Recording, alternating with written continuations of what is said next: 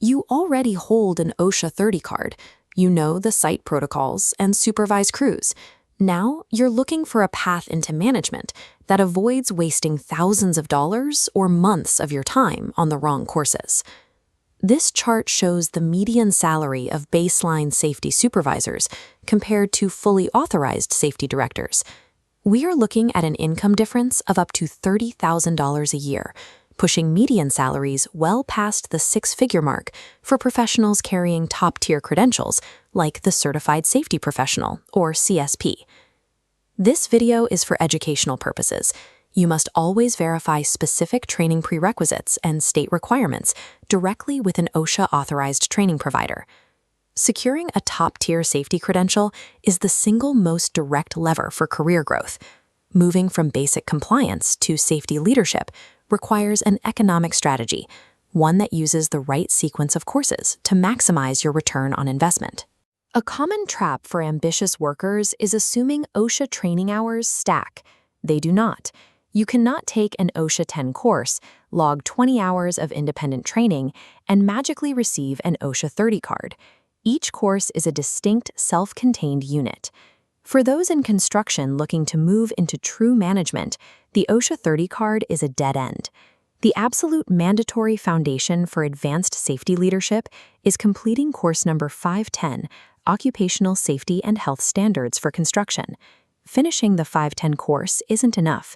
To reach the ultimate instructor tier, OSHA 500, you must definitively document 5 full years of construction safety experience. Working safely on a job site does not count.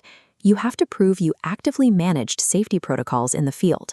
There are recognized shortcuts. If you hold a bachelor's degree in occupational safety or a rigorous certification like a CSP or a certified industrial hygienist, the Department of Labor waives 2 years of that field experience requirement. This flowchart maps the rigid journey to OSHA 500 Authorized Trainer. Completing this path earns the authority to independently teach 10 and 30-hour courses and issue official cards. This prerequisite verification acts as the industry's ultimate filter, ensuring only tested professionals transition to teaching.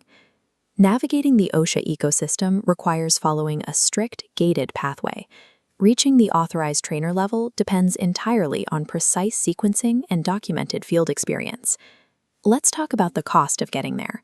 While online safety courses often boast lower upfront prices, they lack the immediate instructor feedback, hands-on equipment practice, and high-value networking that premium in-person classes provide. Online courses also carry hidden operational risks, like the strict 180-day rule. If you fail to complete all modules and the final exam within exactly 6 months of starting the online course, your access is revoked. You lose the entire tuition fee with zero refund.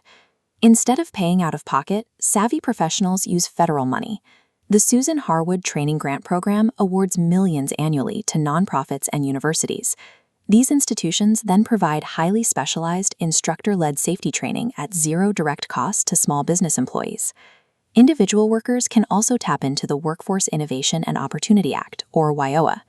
This federal initiative provides individual training accounts that cover 100% of tuition, books, and certification exam fees for qualifying applicants. If federal funds aren't a fit, state-level subsidies are an excellent alternative. Programs like the Massachusetts Workplace Safety Grant or the Texas Skills Development Fund provide direct cash to employers, sometimes up to $25,000, allowing companies to completely sponsor their employees' OSHA 510 and 500 sequence. Funding your own advanced OSHA certifications with personal cash is a failure of strategy. The highest-earning safety professionals leverage institutional money to finance their own career advancement. Earning the credential is only half the battle.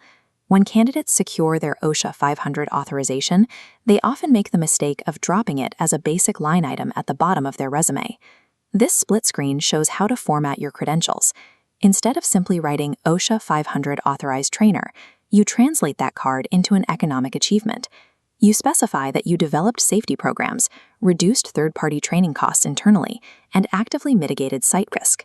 Major corporations actively filter for candidates who frame their safety experience around financial value. This specific wording catches the eye of hiring managers looking for an EHS director or a corporate safety advisor. The OSHA 500 signals organizational authority and cost-saving potential, moving your resume to the top of the stack based on measurable financial value. Here is your immediate action plan. Step 1. Formally document your 5 years of field safety experience on the official OSHA prerequisite verification form. Be precise, they will always audit these specific documents. Step 2. Approach your current employer and build a pitch. Show them the specific state or federal grant programs available in your area so they understand they can sponsor your upgrade for free. Step 3. Register for the 510 and 500 courses exclusively through an authorized OSHA Training Institute Education Center. Third-party sites cannot grant authorized trainer status. Stop wasting your time and money on random safety modules that don't compound. Always follow this specific, gated upgrade path, get someone else to pay for it, and position yourself for the highest salaries in the industry. If you are ready to strategically map out the rest of your safety career, hit the subscribe button for the HSE Study channel. We consistently break down the career growth tactics and workplace safety strategies you need to advance.